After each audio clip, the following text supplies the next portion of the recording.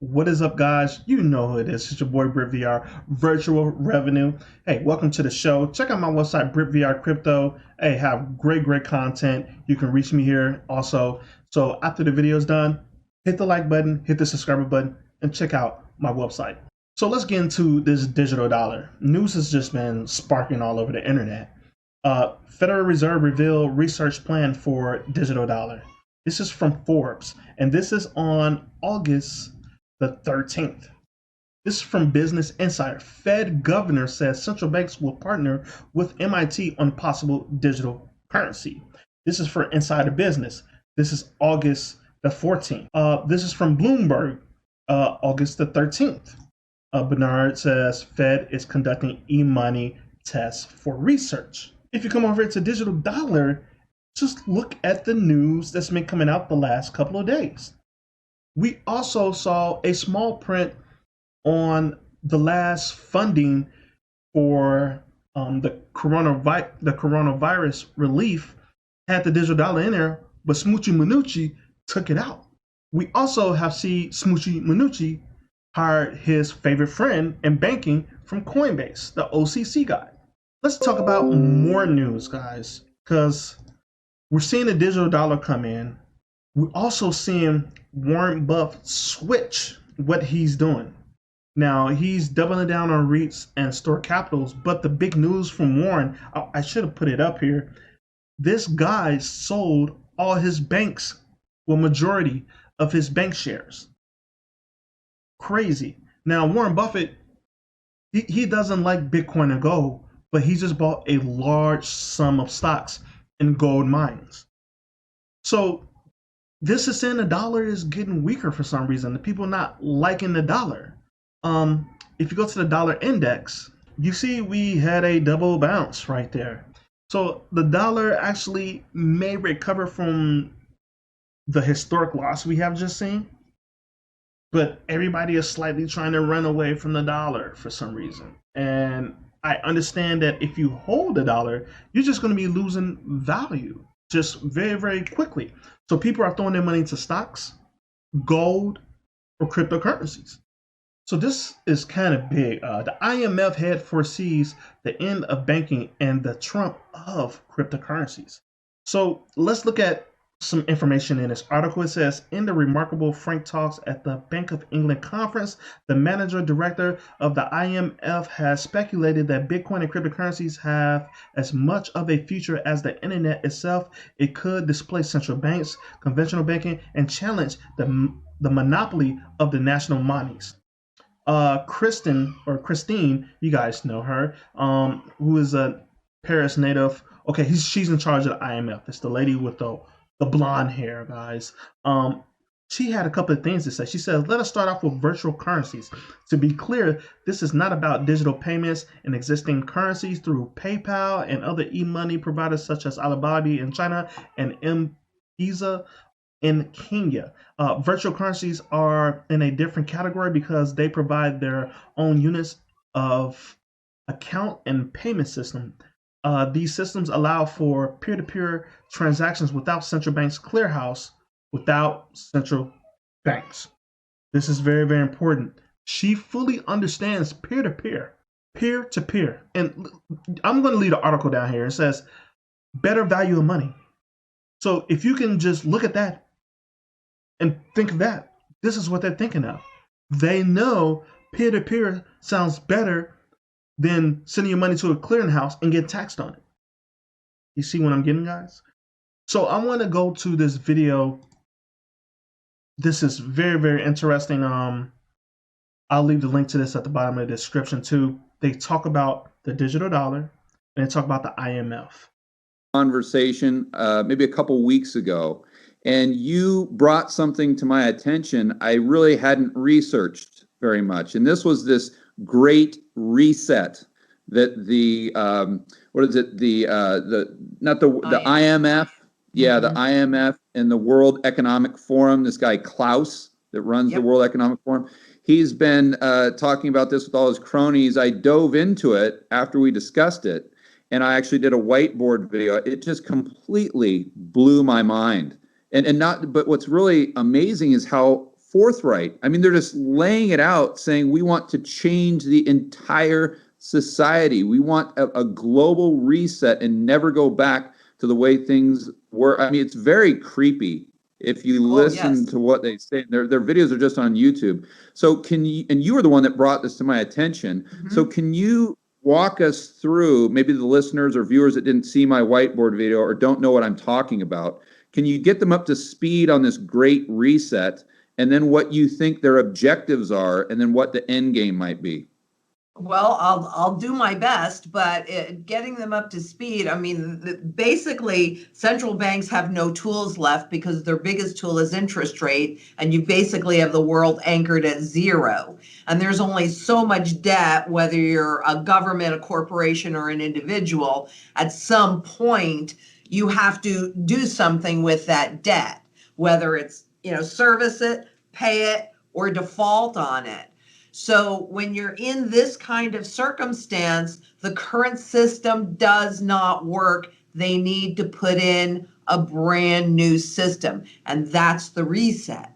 Now, where we are in it is there is currently a bill going through both, this is really interesting, George, Congress and the Senate simultaneously, which is not something that I think happens very often. So it's fast tracked, and it's called Banking for All, where the Federal Reserve will actually create a digital money, and it's called, surprisingly enough, because they got to keep things as close to the same as possible, but this is the new money, the digital dollar. Right? They did the same thing back in 1913 when you had the gold certificates. It was $1, and after they installed the Federal Reserve, it was still $1. They did the same thing in 71. It was $1 before they took gold out of the equation, and it was $1 afterwards. So they know they have to keep everything the same. Now, in that one paper, which is really one of my favorites, or I don't know that it's my favorite, but they gave you such a beautiful 18-step outline of how they could transition us from a paper dollar system to a digital dollar system. Excuse me. And this bill is number 8 on that list. Wow. Who put out this list, Lynette? The IMF in breaking below the lower zero bound. Oh, right.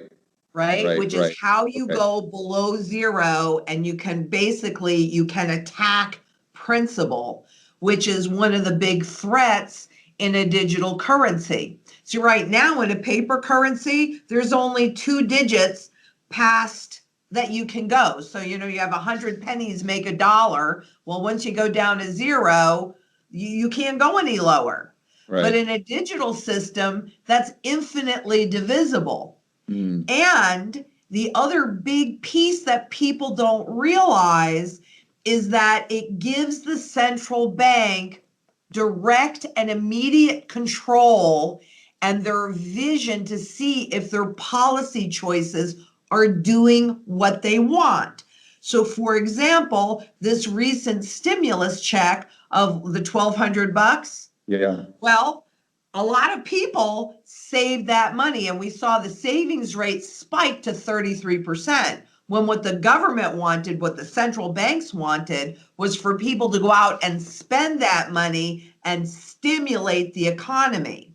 Right. Now, once it's in a digital wallet, but it's still a digital dollar, well, then they have the ability to go below zero.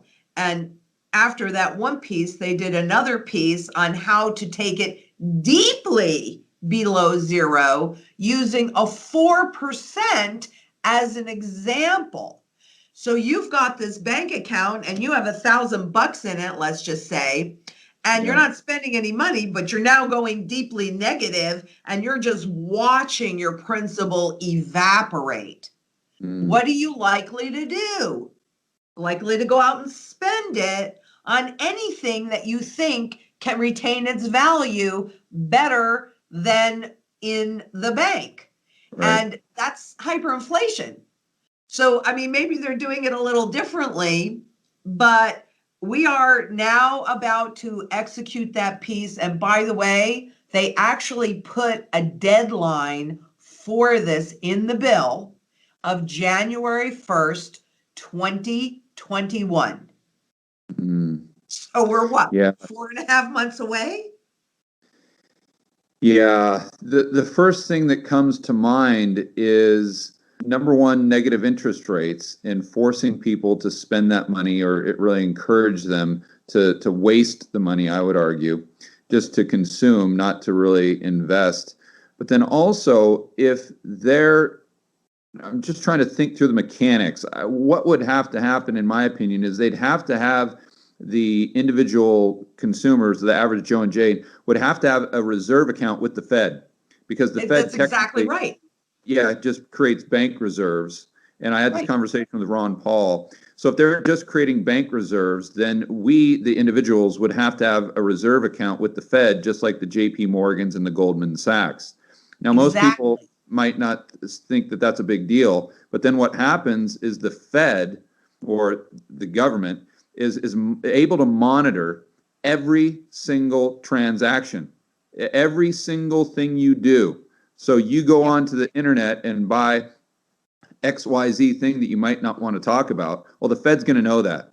The government is going to know that. I mean, just think through the consequences of how that slippery slope with Big Brother that we get into. But I take it to the next step, and if they print up the bank reserves to put it into the accounts for, let's call it UBI, or the digital dollar Right. with stimulus checks, and then you have to download your app in order to spend the money, then not only can they charge you an interest rate for holding the money, but couldn't they just have that money expire within a Yes. certain time frame to try to create the velocity? I mean, how would that work It's on top of the negative interest rates? exactly. And you probably went in. I mean, actually, when a currency is dying, that's a very typical thing. You could just look over at Zimbabwe, and they did it 3 times, and they actually print an expiration date on the cash. But to your point too, in this bill, you know what these accounts are called? Fed accounts. Right. So you have the Right. digital dollar in a digital wallet, and they don't print it. It is just a ledger entry. Yeah. That's all it is. Right. And the Fed account is actually, it looks like, it smells like, and it tastes like a regular bank account, because they know they've got to keep things as close to what you're used to as possible. And then they entice you. So no fees. They pay you interest, initially anyway. They pay you interest. There's no minimum balance. There's no maximum balance. There's no, let's see, they kind of danced around the overdraft fees, so I'm not really sure about that, because they didn't really specify. Right. Right.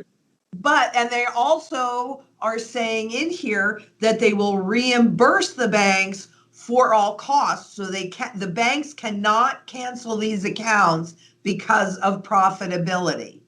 They're going to make sure, because it is direct. And for governments, I mean, why do governments care about that? Because for them, it's about taxation. And in all of my research, how many times I have read about lifetime taxation. And if they have access to everything in your account, if they want it, they just pull it out. And what are you going to do about it? Nothing. Yeah. I don't know if they'd even need to do that. Not that I would put it past them, but I don't know that they'd even need to do that, because if we think about the economic equation, that M2 plus velocity equals nominal GDP, right? I mean, if you just think about that, I don't want to bore people with the esoteric lingo, but the bottom line is just you look at how many currency units are in circulation, and however many times those currency units trade hands, that's going to equal your nominal GDP. Now, of course, we only care about real GDP, but that's going to be nominal GDP, and that's what they need to really go parabolic. in order to pay off this 26 trillion plus in on-balance sheet debt. Not talking about the off-balance sheet debt, but just on-balance sheet. And that's really, I think, one of their main objectives is to just deleverage this debt through an inflationary spiral, call it. So if they can control the M2 money supply and velocity, they can control the entire equation. And then they can just turn the dial up and down on however much debt however much debt burden they want to reduce by paying it back with cheaper currency units. Exactly.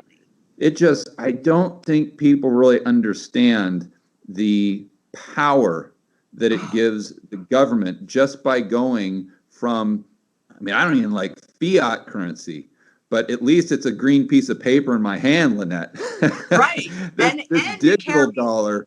It is a debt instrument that has a zero coupon. In other words, it doesn't charge you interest. It doesn't pay you interest. This is the problem for them going deeply below zero. They've got to get rid of it.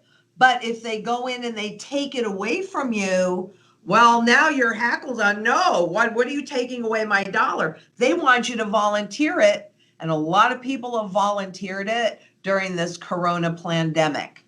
Yeah, right. All right, guys, so we're going to end the video right here. Leave a comment at the bottom. I know you guys have some thoughts about this. Leave it at the bottom. Make sure you come up to my website, BritVR Crypto. Check out my Instagram. All the feeds that I have. It's all for you guys.